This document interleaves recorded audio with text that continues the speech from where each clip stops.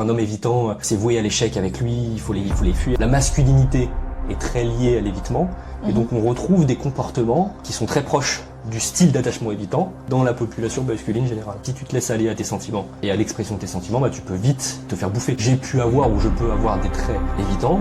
J'avais il y a quelques années rencontré une fille, dans un début de relation, elle acceptait pas l'idée que j'ai du mal à dormir avec elle au début de la relation. Tu mets une pression comme ça, réactance, classique, tac, le mec va se reculer, va dire mais non, n'importe quoi, c'est pas un homme évitant ou un homme pas évitant. C'est t'as plein de nuances d'évitement. Bonjour à tous, bienvenue dans ce 277e podcast sur le thème des hommes et de leurs sentiments. Pourquoi 277 ? Parce que c'est un sujet sans fin, une grande incompréhension. Un sujet qui met mal plus d'une, finalement. Pourquoi est-ce que c'est un sujet ? Parce qu'effectivement, comme tu l'auras remarqué, comme beaucoup d'autres femmes l'ont remarqué, il y a souvent un problème dans le rapport des hommes à, on dit souvent leurs émotions. Est-ce que c'est leurs émotions ou est-ce que c'est leurs sentiments ? Et qu'est-ce qui fait que les hommes ont parfois un blocage dans leur façon d'exprimer leurs sentiments amoureux, ce qu'ils pensent d'une situation intime, amoureuse, et de mettre des mots sur leur monde intérieur quelque part. Donc déjà on dissocie sentiments et émotions. Ouais, déjà il y a un truc intéressant, c'est de poser les bases, à savoir c'est quoi la différence entre un sentiment et une émotion. Une émotion, c'est quelque chose de corporel. Si je te fais peur, si on va dans un parc d'attractions, tu vas ressentir des émotions fortes qui vont être en premier lieu, des palpitations, des sueurs, ça va être quelque chose que tu vas ressentir physiologiquement. Et ces émotions, elles vont induire des sentiments. Et c'est pour ça que quand on revient sur le sujet des relations amoureuses, quand tu rencontres un homme, finalement il fait vivre des émotions, c'est ça qui va te faire tomber amoureuse. Tu vas vivre des choses avec lui qui vont réveiller chez toi, que ce soit hormonalement, que ce soit des moments de palpitation, ou des moments où ta tension elle va monter, tout ça, ça va créer des émotions. Et ces émotions, elles vont donner lieu ensuite à des sentiments. Tout le monde en ressent, que ce soit les hommes ou les femmes. Tu sais, souvent on dit les femmes seraient plus émotionnelles que les hommes. Je sais pas si ce poncif, tu l'as déjà entendu. Mais en réalité, l'être humain par nature, il est très très émotionnel. Il fait que les gens, ils tombent dans des arnaques énormes. C'est souvent de l'émotionnel, parce qu'on joue sur une corde émotionnelle. Ce qui fait que les gens, parfois, achètent une voiture hors de prix. C'est parce que celui qui la leur vend, il joue sur l'émotion, il les fait se projeter, il leur fait ressentir des émotions. Donc tout le monde est émotionnel, les hommes aussi ressentent des émotions de la même manière que les femmes, il n'y a pas de différence biologique à ce niveau-là. Mais par contre, je dirais plus la manière d'exprimer, d'extérioriser ces émotions, là il y a des différences, on observe plutôt des différences entre les hommes et les femmes. Et on pourrait se poser la question de quelles sont ces différences et pourquoi. Quand vous m'exposez une problématique relationnelle, il y a des schémas que je constate.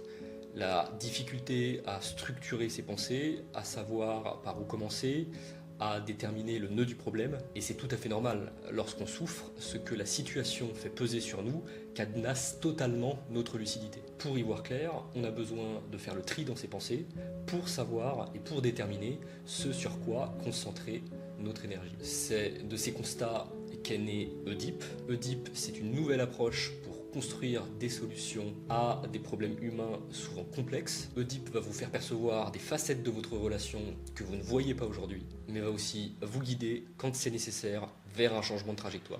Les liens de téléchargement sont sous la vidéo. Donc du coup il y a quelque chose d'établi qui est qu'on a tous, on ressent tous des émotions.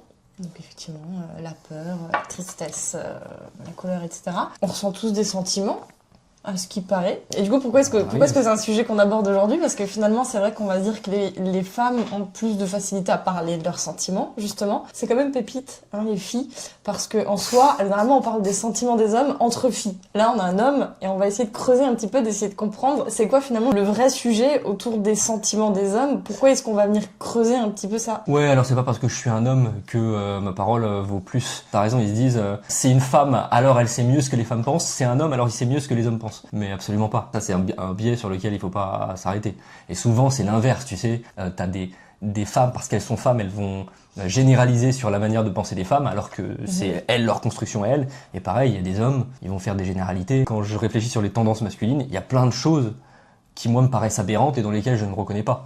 Mais heureusement que j'ai cette distance par rapport à ça. Donc ça, c'est dans l'image et dans le marketing, si tu veux, le fait d'être un homme, de parler des hommes, là d'accord. Mais en réalité, t'es pas mieux placé pour parler des hommes parce que t'es un homme. Il y a quand même une tendance, malgré tout, qui va venir, on connaît tous, c'est que pour ce qui est des sentiments et l'expression des sentiments, il y a quand même une différence entre les hommes et les femmes, et il y a quand même des petites généralités qu'on peut faire. Les femmes vont avoir tendance à exprimer leurs sentiments quand elles sont en couple. Elles vont être peut-être plus dans...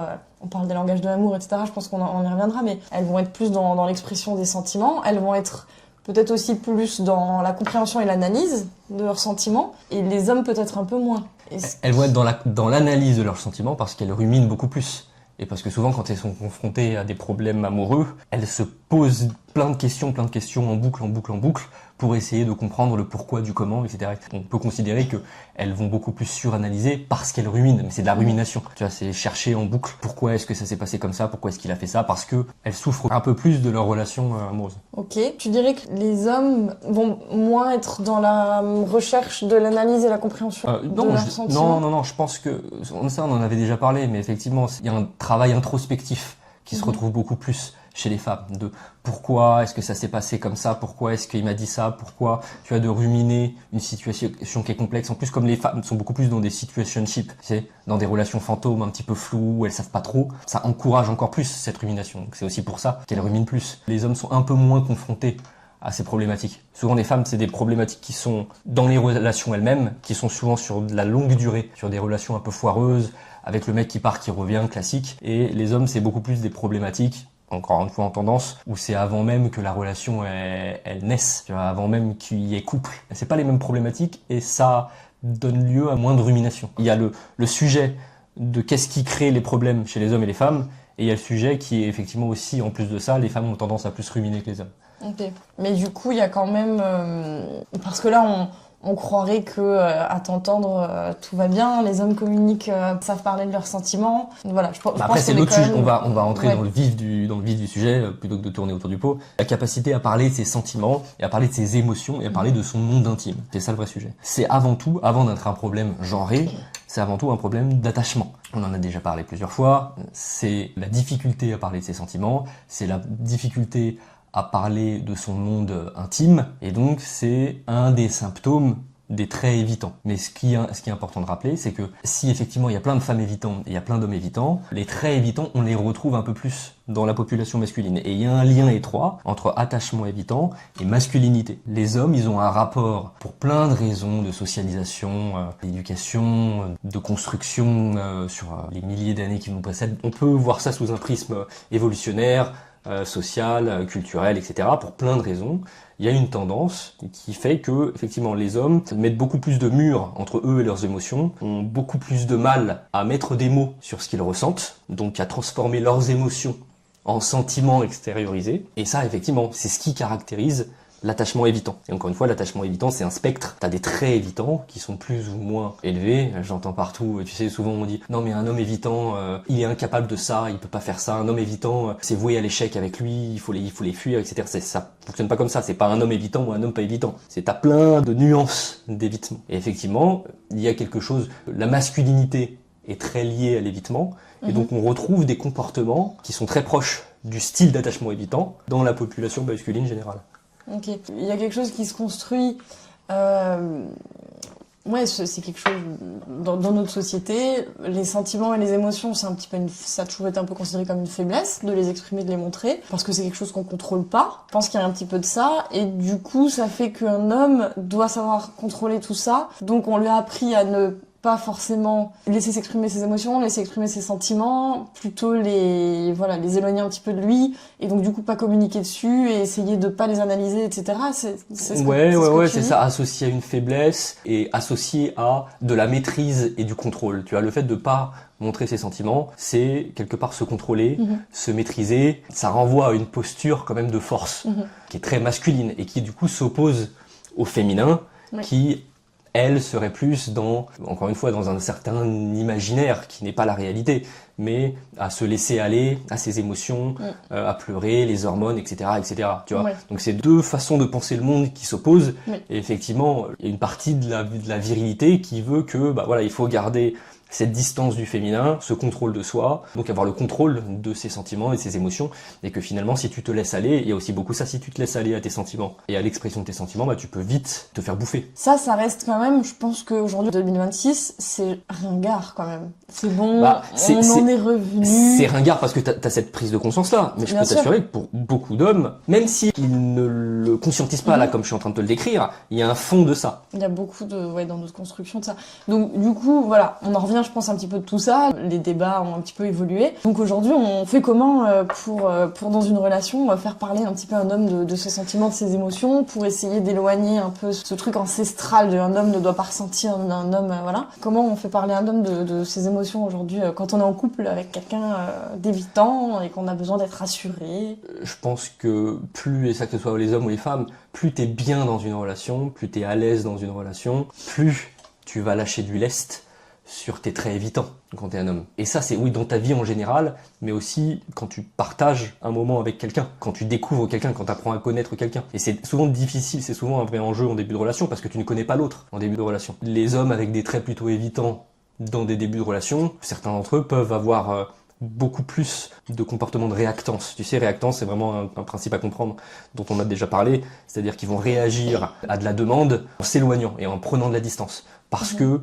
va y avoir un empiètement sur leur intimité. On le rappellera, très évitant. La chose à savoir sur les profils évitants, c'est quand tu empiètes sur ce qu'ils considèrent comme étant intime, ils vont avoir plutôt tendance à s'éloigner. D'où l'importance de savoir détecter les marqueurs d'intimité qui sont différents d'un homme à un autre. Il y a des hommes, ça va les déranger. Le fait de le toucher, ça va être vécu comme une intrusion. T'as des hommes qui vont avoir du mal à regarder droit dans les yeux. C'est un truc que tu peux regarder. Et qu'un homme que tu fréquentes et qui a du mal à te regarder dans les yeux, ça peut être potentiellement un symptôme d'attachement évitant. Ça peut. C'est pas forcément le cas. Et il y a des corrélations entre les deux. C'est compliqué parce que tu sais pas comment est l'autre. Tu sais que tu prends des risques. Tout le monde a peur. Tu le vois sur les réseaux. Ça parle toujours beaucoup des débuts de relation où il faut faire comme ci, comme ça, pas faire ci, parce que si tu fais ça, tu vas te faire bouffer, et si, etc., etc. Donc il y a plein de névroses autour de ça. Et effectivement, les styles insécures, ils sont beaucoup plus sujets à des difficultés dans les débuts de relation, parce que la prise de risque est plus importante, le risque de se faire bouffer est plus important. Le fait de réussir à mettre l'autre dans de bonnes conditions, et à montrer que finalement il est dans une relation qui est sécure, que t'es intègre avec lui, que t'es dans la réciprocité, que t'es pas dans une posture où tu vas attendre de lui qu'il ait tel ou tel comportement et que s'il n'a pas tel ou tel comportement, pareil, il faut qu'on en parle dans un podcast de la relation transactionnelle, de sous-entendre que l'autre doit avoir un comportement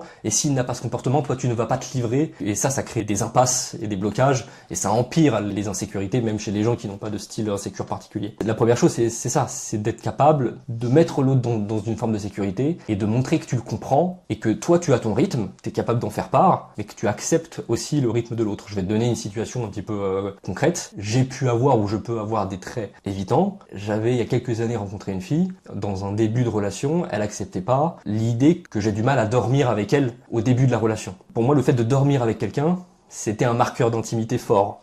Et j'avais besoin d'être à l'aise dans la relation, j'avais besoin d'être prêt, pour plein de raisons, certaines que j'avais conscientisées, d'autres moins, d'être prêt à passer à ce stade de dormir avec elle. Et ça, elle ne le comprenait pas. Elle ne savait pas d'où ça venait. Et pourtant, tu vois, c'était pas faute de la rassurer en lui disant que ça n'avait rien à voir avec elle. Il y a beaucoup d'hommes qui n'auraient même pas eu la prise de conscience de la rassurer en lui disant que c'était pas elle. Donc, je lui ai expliqué que c'était pas elle, mais elle n'arrivait pas à comprendre. Elle voyait ça comme une attaque. Et en réponse à ça, on tombait presque un petit peu dans le chantage et dans le passif agressif. C'était très subtil, c'était très fin, c'était jamais frontal, évidemment. Je reculais et ça ne me mettait pas en condition d'avancer dans la relation et de me laisser aller. Et ça, c'est typique. Quelques mois après, j'ai rencontré quelqu'un avec qui il y a eu la même discussion et elle n'a pas du tout les mêmes réactions face à mon besoin.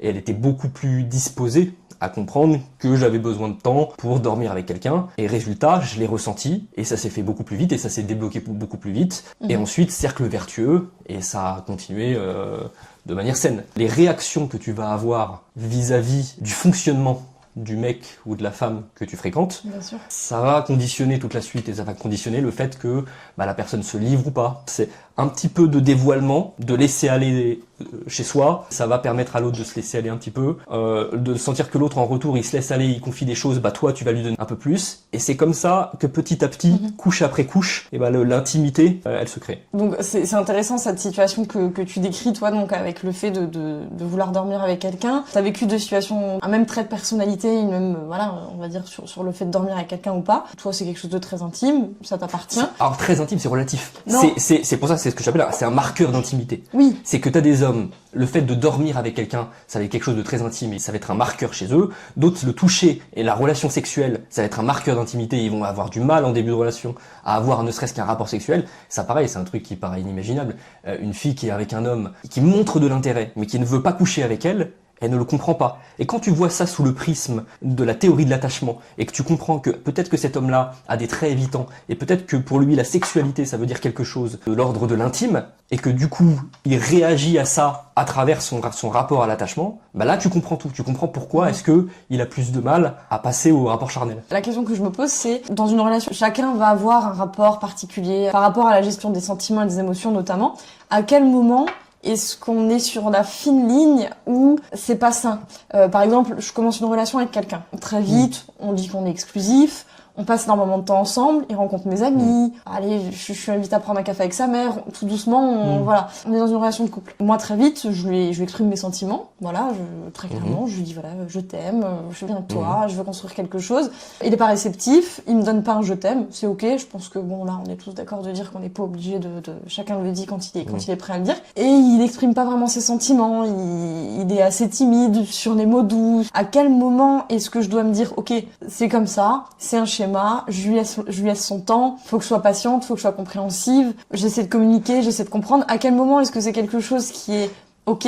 Et à quel moment je me dis, là, il y a quand même un souci dans la relation. Le mec, en fait, il a pas de sentiments vraiment. Bah déjà, avant de se poser la question du moment, est-ce que tu lui en as parlé de ça? Tu vois, ça c'est souvent le sujet. Les gens se font des projections et se font des images et se font des idées, tu vois, anticipent des comportements chez l'autre, alors même qu'ils n'ont pas été sérieusement, ou qu'ils n'osent pas pour plein de raisons, parce que c'est pas facile, c'est des sujets qui sont pas forcément faciles à évoquer, aller creuser le sujet avec lui. C'est compliqué d'aller demander à quelqu'un de lui dire assieds-toi, te braque pas, mais je t'écoute, dis-moi tes sentiments. Bah, Quels sont tes bien sentiments sûr, c'est pour moi? compliqué, mais parce qu'il y a des manières de le faire. C'est bien sûr qu'il faut pas y aller de manière aussi frontale que ça. C'est très bien comme stratégie.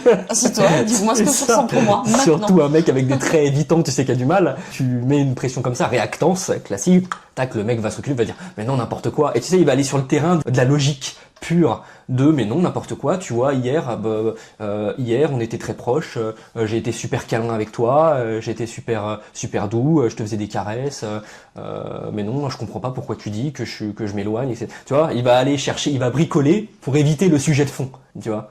Alors parfois il comprend pas le sujet de fond, parfois il le comprend mais il esquive un petit peu. Après c'est complexe. Si moi admettons j'ai des traits anxieux et je suis avec quelqu'un d'évitant, j'ai besoin d'être rassurée, j'ai besoin de ressentir quand même et d'entendre que ça soit formalisé un petit peu, que ce soit tangible ce qu'il ressent pour moi. Comment je fais? Mais ça le meilleur pour ne pas le braquer quoi. C'est le meilleur moyen, on en a déjà parlé.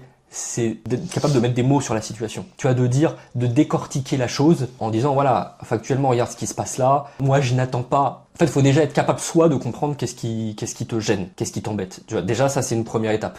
Parce que parfois, tu sens qu'il y a une distance, mais t'es pas capable de savoir exactement d'où ça vient. Donc, si t'es pas capable déjà, toi-même, de savoir où est-ce qu'elle vient, cette distance qui te gêne, comment est-ce que un mec qui a des traits évitants, Alexis Timmy, tu sais, Alexis Timmy qui a du mal à nommer ce qu'il ressent, comment est-ce que tu vas lui faire passer le message à lui? Donc déjà, toi, d'être capable de comprendre qu'est-ce qui concrètement te dérange. Et ensuite, d'amener à au moment propice où ça se passe bien avec lui, de discuter de ça et de mettre les choses sur la table pour se dire, ok, voilà, ça, moi, je le vis de cette manière. Toi, qu'est-ce que tu en penses? C'est pas de lui dire, pas de le confronter en lui disant, oui, est-ce que tu trouves que c'est normal? Mais déjà, tu vois, de laisser la porte ouverte. Toi, qu'est-ce que tu en penses? Et après, c'est un travail de comment tu discutes et comment tu communiques sur le sujet, quoi. Ok.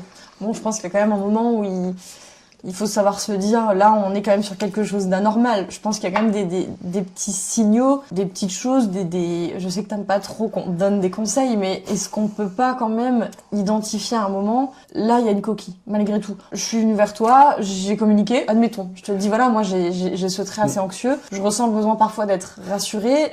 Pour m'engager auprès de toi, j'ai vraiment besoin de ressentir que je vais pas me brûler les ailes et dans 6 mois, tu vas me dire, c'était cool, on a fait notre temps, on a pris ce qu'il y avait à prendre. À quel moment est-ce que je me dis, ok, là j'ai communiqué, j'y suis allée avec différentes façons, différentes approches, j'ai laissé du temps passer. À quel moment est-ce que il y a quand même un problème? Pour moi, la coquille, il y a 2 points. C'est quand toi tu as compris ce qui n'allait pas, quand lui, grâce à toi, il a compris ce qui n'allait pas, et quand malgré ça, il n'essaie rien pour changer. Tu vois, et là, effectivement, à ce moment-là, se pose la question de partir. Mais tant que c'est pas clair pour toi, tant que c'est pas clair pour lui, tu peux pas prendre les bonnes décisions et mettre en place ce qu'il y a à mettre en place dans la relation pour changer les choses.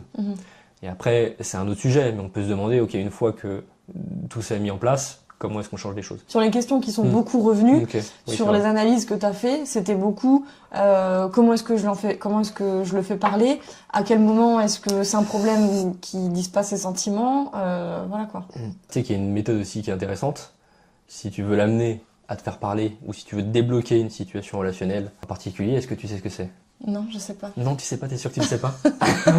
Moi, je pense que tu sais. Le DIP, c'est une application de santé relationnelle et qui est typiquement faite pour des situations relationnelles compliquées qui créent chez toi de l'anxiété, une obsession amoureuse, un moment de vie difficile et qui va t'aider à débloquer la situation à travers des séances, à mettre en place des actions qui vont débloquer ta relation et t'amener à te sentir mieux, voire à changer de trajectoire si c'est nécessaire. Ça s'appelle le DIP et tous les liens pour la télécharger sont en description juste sous la vidéo. Mais le plus gros point de blocage, si tu prends un petit peu de hauteur et que tu vois les choses un peu macro, c'est pas tant en soi que l'homme ait des difficultés à parler de ses sentiments, c'est que les deux, dans un couple, les deux hommes et femmes, ont beaucoup de mal à comprendre le fonctionnement de l'autre. Et ça, c'est pas, je jette pas la pierre, hein, c'est normal, parce que t'as des fonctionnements différents entre hommes et femmes, et t'as des fonctionnements différents d'un individu à un autre. Tu vois, avec son histoire, ses déceptions, etc., qui s'est créé un monde de croyances et un rapport à l'autre et un rapport à l'amour différent. Et parfois, t'as des façons de fonctionner qui sont tellement radicalement différentes que ce qui n'est que des façons de fonctionner différentes sont perçues comme il est toxique ou elle est malsaine. Tu vois, ce genre de choses. Ça, c'est extrême quand même.